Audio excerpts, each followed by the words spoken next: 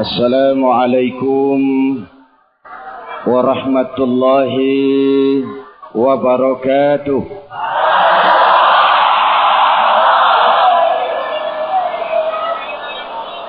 Alhamdulillahi rabbil alamin. Wassalatu wassalamu ala asyrafil mursalin Sayyidina wa maulana Muhammadin wa ala alihi wa sahbihi ajmain, amma ba'du. Para ulama yang saya muliakan, hadirin hadirat ma'asyiral muslimin yang saya cintai, sudah sejak lama kita rakyat melihat wajah hukum di negeri kita ini masih compang-camping.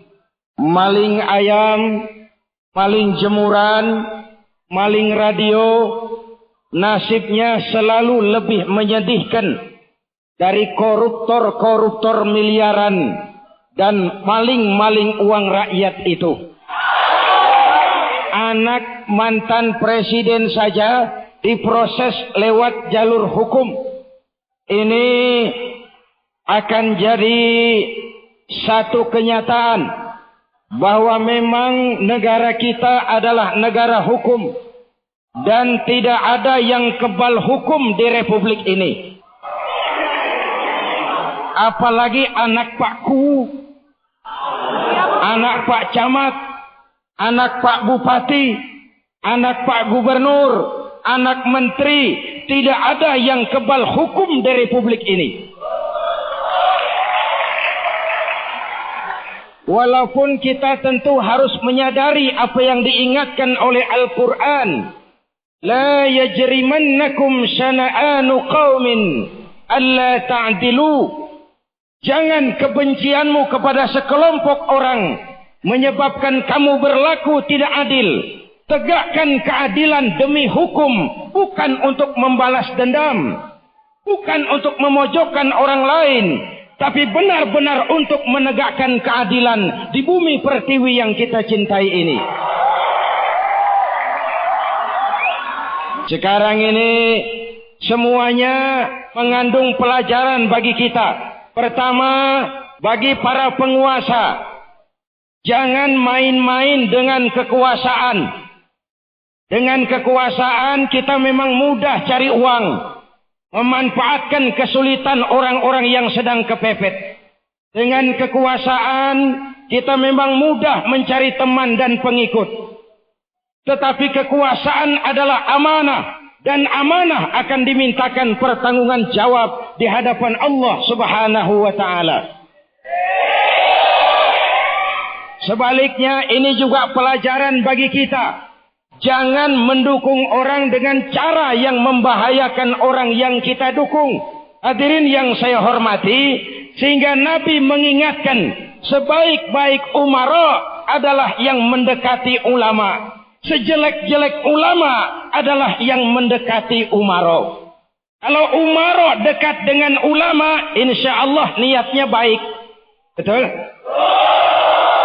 Tapi kalau ulama mendekati umara, jangan-jangan minta proyek.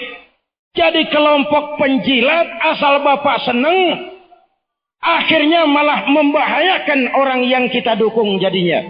Ini semua pelajaran buat kita bersama. Mudah-mudahan ke depan negara kita benar-benar menjadi negara hukum untuk kemaslahatan rakyat bersama. Hadirin, ada sebuah hadis. Rasulullah bersabda, Al-Qudatu salasatun. Hakim ada 3 macam. Berapa? Mudah-mudahan pidato ini didengar oleh Pak Hakim dan Pak Jaksa. Kata Nabi, hakim ada 3 macam.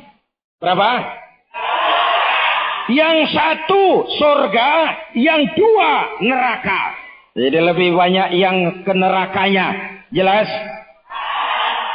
Yang pertama kata Nabi, ada hakim yang tahu tentang kebenaran, lalu dia melaksanakan hukum dengan kebenaran itu.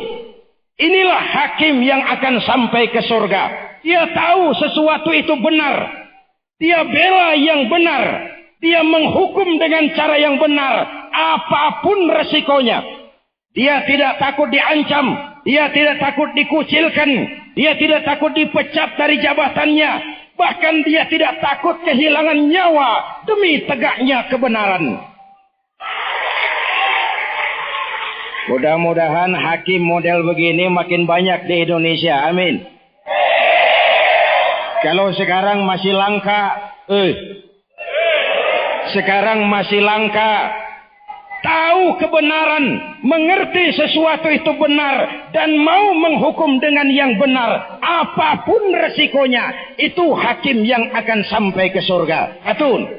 Yang kedua, ada hakim yang mengerti sesuatu itu benar, tapi tidak mau menghukum dengan kebenaran, karena dapat uang, karena dapat suap, karena ada intervensi dari kekuasaan, karena ada janji karirnya mau naik, yang benar disalahkan, yang salah dibenarkan. Hakim model begini, neraka tempatnya. Hadirin hadirat, ma'asyiral muslimin yang berbahagia. Jenis hakim yang ketiga, ada hakim yang tidak tahu tentang kebenaran, lalu menghukum dalam ketidaktahuannya itu. Ini lebih celaka lagi. Akhirnya orang lain jadi kelinci percobaan hukum. Menghukum dalam kebodohan. Hakim jenis ini pun neraka tempatnya. Jadi yang kita harapkan yang ideal, para penegak hukum yang tahu sesuatu itu benar dan mau menghukum dengan kebenaran, apapun resikonya. Oleh karena itu ini perlu keteladanan. Di zaman Rasul, hukum berwibawa. Kenapa? Beliau menjadi contoh paling utama. Ana awwalu wajibin ala ma amartukum bih. Apapun yang aku perintahkan kepadamu, aku pelaksana pertamanya. Hukum berwibawa. Perintah dilaksanakan tanpa ragu. Kenapa? Beliau selalu jadi sponsor. Kalau beliau mengajarkan saudara-saudara, rajin-rajinlah bersedekah. Rasulullah sendiri di rumahnya tidak ada uang menginap, walaupun besok tidak ada yang akan dimasak. Kalau beliau menganjurkan orang lain untuk beramal, putri kesayangannya Sayyidatuna Fatimah ditekankan, i'mali ya Fatimah, i'mali fa inni la ughni anki minallahi syai'a. Fatimah, beramal kau. Fatimah, salat. Fatimah, puasa. Fatimah, haji. Kalau kau tidak beramal Fatimah, aku ayahmu Rasulullah tidak akan sanggup membelamu di akhirat nanti. Putri kesayangan beliau. Tidak mentang-mentang putri kesayangan lalu, Fatimah kamu tidak sholat, tidak apa-apa, nanti di akhirat ada papi. Tidak. Beliau tegas. Kalau beliau bicara soal keadilan, beliau juga yang berkata, "Walladzi nafsi biyadihi, law anna Fatimah binti Muhammadin saraqat, laqata'a Muhammadun yadaha." Demi Allah, andai kata Fatimah putri Muhammad mencuri, jangan orang lain, Muhammad sendiri yang akan memotong tangannya. Hukum berwibawa karena beliau menjadi contoh. Dan kita rakyat ini perlu keteladanan. Betul? Kalau koruptor bermiliar rupiah, maling-maling uang rakyat itu dengan enak senyum lenggang, naik mobil mewah berdasi, merasa dirinya terhormat. Sementara maling-maling teri yang mencuri cuma untuk sesuap nasi, yang mencuri cuma untuk mengganjal perut, harus babak belur. Hadirin yang saya hormati, disitulah lukanya rasa keadilan. Saya mau cerita, mau dengar bagaimana proses keadilan ini. Di zaman Khalifah Umar bin Khattab yang diangkat menjadi gubernur di Mesir adalah Panglima Amr bin As. Amr bin As ini istananya besar, pakaiannya mewah, kemudian karyawan-karyawannya gagah, sampai kemudian yang membuat perasaannya tidak enak, di depan bangunan istananya itu ada gubuk reot milik orang Yahudi. Bayangkan itu. Akhirnya Amr bin As memanggil dinas tata kota. Mas, ke sini. Ada apa, Pak Gubernur? Itu di depan istana saya ada gubuk reot milik orang Yahudi. Nggak enak dilihat. Di depan istana gubernur yang megah ada gubuk reot milik orang Yahudi lagi. Jadi bagaimana, Pak Gubernur? Gusur saja. Ya, tapi harus punya alasan yang kuat, Pak Gubernur. Bilang saja itu kena planologi. Kita mau bangun masjid di situ. Atau panggil saja Yahudinya kemari. Dipanggillah si Yahudi menghadap Gubernur Amr bin As. Saudara Yahudi. Iya, Pak Gubernur. Kamu tahu apa, Pak Gubernur? Rumah gubuk kamu itu kena jalur hijau. Oh, saya tidak ngerti, Pak Gubernur. Saya kan rakyat kecil.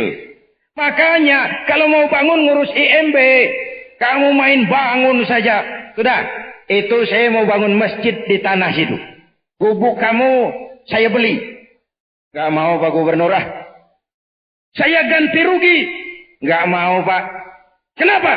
Oh, namanya ganti rugi, Pak. Biar digantikan saya tetap rugi. Sudahlah, saya bayar 2 kali lipat. Gak mau, Pak. 3 kali lipat. Gak mau, Pak. Mangkel Gubernur. Akhirnya panggil Kamtib. Tarik itu rumahnya. Diderek rumahnya. Ambruk. Yahudi itu berlinang air mata. Begini rasanya jadi rakyat kecil. Sudah jatuh selalu terpuruk. Tapi pikir-pikir Amr bin As kan cuma gubernur. Di atasnya masih ada khalifah. Saya mau lapor saja kepada atasannya di Madinah. Berangkatlah Yahudi ini ke Madinah untuk mencari keadilan. Berhari-hari dia tempuh perjalanan dari Mesir ke Madinah. Menyeberangi lautan, menyeberangi gurun pasir. Sambil di hatinya berpikir, kalau nanti saya sampai ke Madinah, apa pengaduan saya bisa diterima oleh Khalifah Umar bin Khattab? Saya Yahudi, non-Muslim, rakyat kecil. Apa saya akan diterima dengan baik? Apa perkara saya mau didengarkan? Sambil jalan, sambil mikir. Berhari-hari, akhirnya sampai ke Madinah. Cari-cari tempat kediaman khalifah. Akhirnya dekat-dekat zuhur, dia sampai di depan masjid.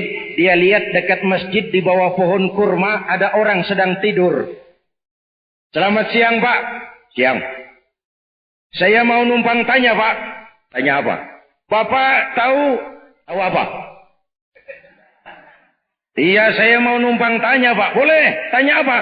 Bapak tahu nggak Khalifah Umar bin Khattab? Oh, saya tahu. Istananya di mana, Pak? Istananya di atas lumpur. Di atas lumpur. Di atas lumpur. Pakaian kebesarannya apa, Pak? Wol, sutra? Bukan. Pakaian kebesarannya malu dan takwa.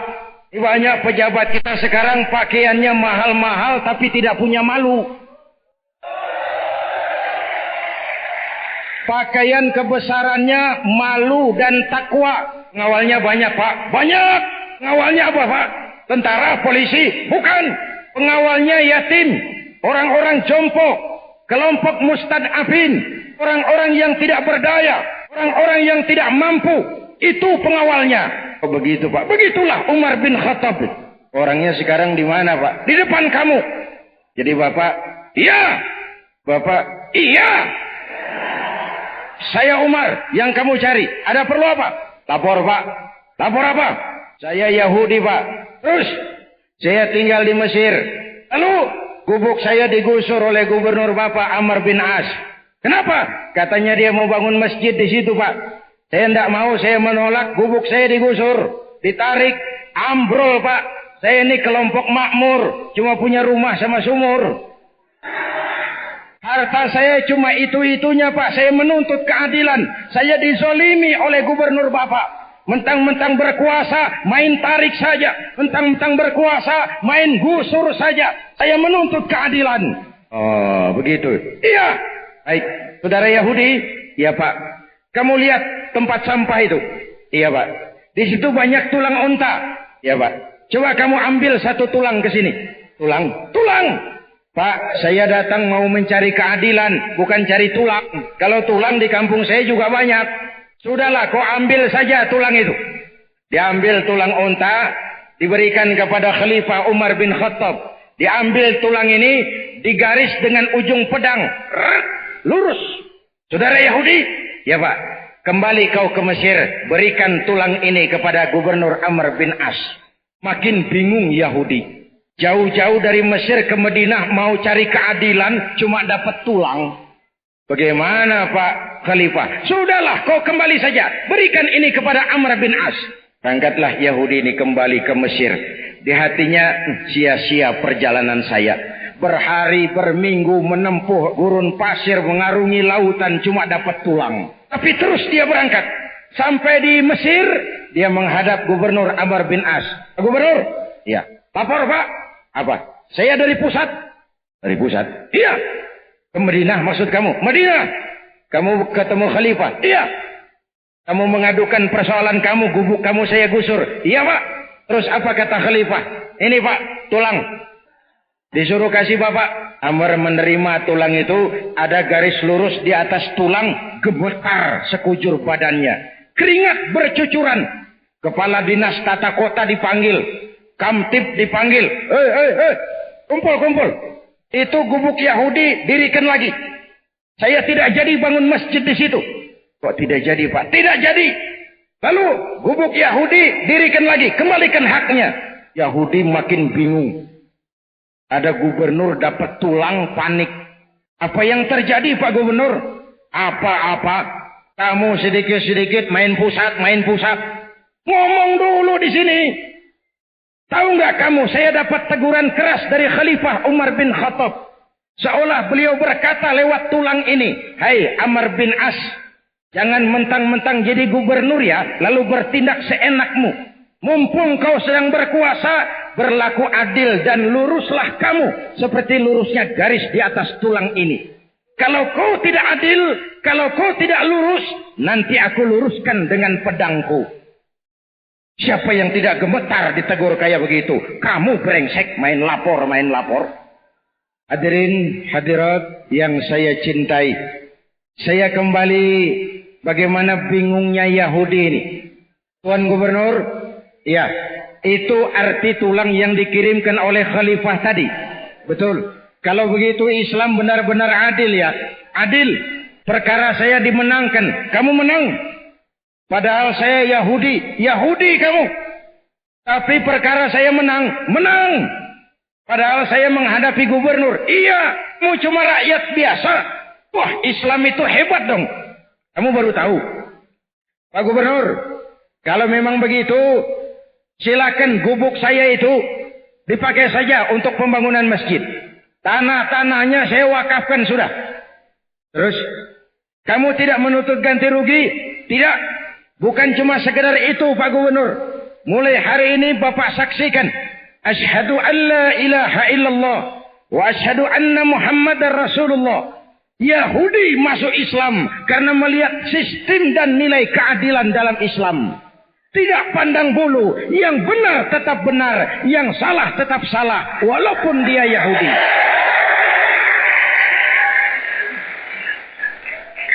Oleh karena itu, saya ingin mengajak kepada seluruh kita. Mari terus berjuang menegakkan keadilan. Amin. Kepada siapa kita harus berlaku adil? Islam mengajarkan. Pertama, kita harus adil kepada Allah. Bagaimana adil kepada Allah? Pertama, jangan menyekutukan Allah dengan sesuatu pun. Allah itu Esa. Lam yalid. Walam yulad. Laisa kamislihi syai'un.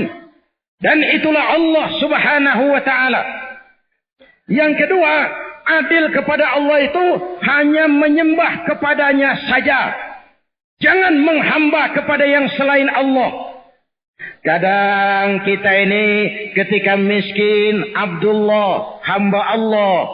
Setelah jadi orang berkedudukan, hamba pangkat. Waktu susah, hamba Allah. Setelah kaya, hamba harta. Waktu masih awam, hamba Allah. Setelah punya ilmu, jadi hamba teknologi. Kita tidak konsisten. Sekali kita menghamba kepada Allah, jangan lagi menghamba kepada yang selain Allah. Adil kepada Allah, mentauhidkannya dan tidak menyembah kecuali hanya kepadanya. Belum pernah nikmat Allah berhenti dalam hidup kita. Betul? Sejak kita bangun tidur sampai kita tidur kembali, bahkan tidur itu sendiri, nikmat belum pernah berhenti. Terhadap nikmat yang jikalau kita akan menghitungnya, kita tidak akan pernah sanggup menghitungnya. Allah cuma minta syukuri nikmat itu. Kalau kamu syukuri, aku tambah. Kalau kamu ingkar, awas, azabku amat pedih. Kita sebuah negara subur, untayan Jamrud Katulistiwa, tapi dihantam oleh gelombang kesulitan begini besar. Oleh karena kita tidak pandai mensyukuri nikmat yang diberikan Allah Subhanahu. Ayo, jadi orang yang adil kepada Allah. Jangan menyekutukannya dan jangan menyembah kecuali hanya kepadanya. Satu. Yang kedua, adil kepada sesama manusia.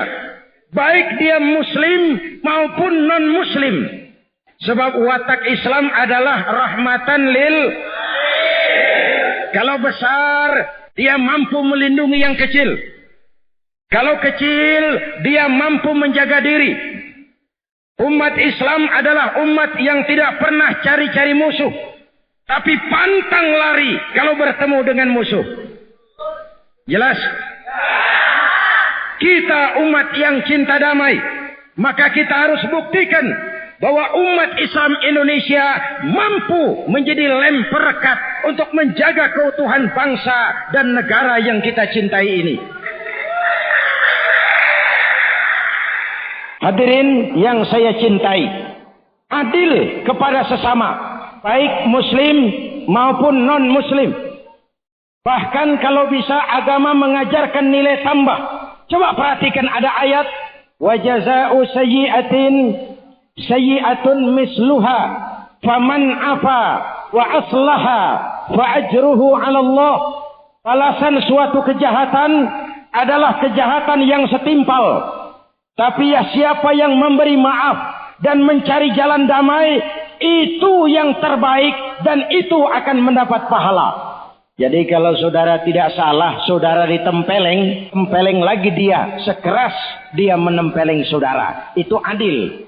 Tapi kalau saudara memberi maaf, saudara mencari jalan damai, itu yang lebih baik dan itu yang akan mendapat pahala. Disinilah nilai tambah. Sampai-sampai diajarkan dalam hadis lain, misalnya silman qata'ak wa'ati man haramak wa'fu amman zalamak. Bersilaturahmilah kau kepada orang-orang yang marah denganmu. Berikan orang yang bakhil kepadamu. Dan maafkan orang yang berlaku zalim terhadap dirimu. Di situ kita umat mencari nilai tambah di sisi Allah Subhanahu. Adil kepada sesama. Lalu yang ketiga, adil kepada diri sendiri. Mata ada haknya untuk tidur. Perut ada haknya untuk makan. Seluruh anggota badan ada haknya untuk beristirahat. Jadilah orang yang adil kepada diri kita sendiri. Kenapa? Allah menciptakan manusia ini fi ahsani takwim.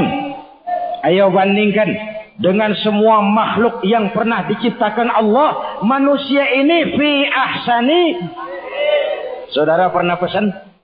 Pernah pesan? Punya potongan kayak sekarang pernah pesan? Enggak pernah. Kita semua terima jadi. Betul?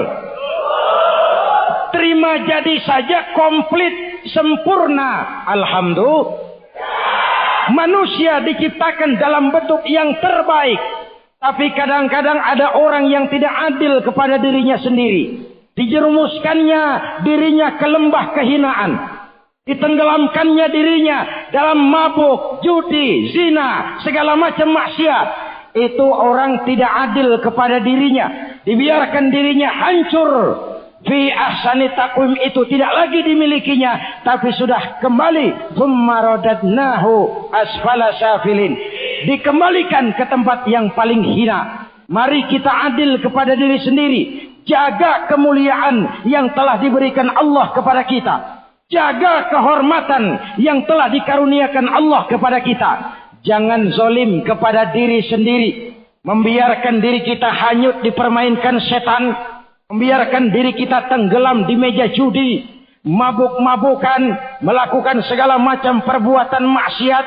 Itu orang tidak adil kepada dirinya sendiri, adil kepada Allah, adil kepada sesama, dan adil kepada diri kita sendiri. Dan pada akhirnya terciptalah masyarakat yang berkeadilan, baik adil di bidang politik, adil di bidang ekonomi, adil di bidang kebudayaan, dan seterusnya.